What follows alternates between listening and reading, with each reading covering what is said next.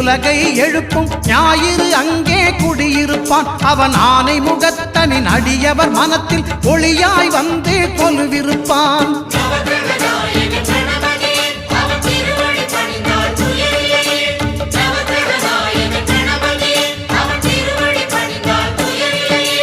ஒன்பது கோளும் ஒன்றாய் காண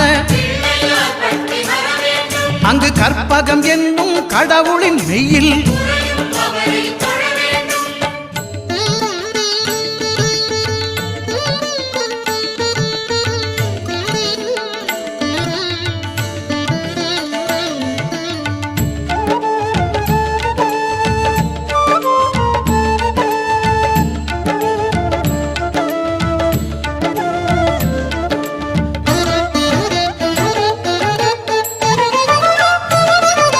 திங்கள் பகவான் திருமுகம் காண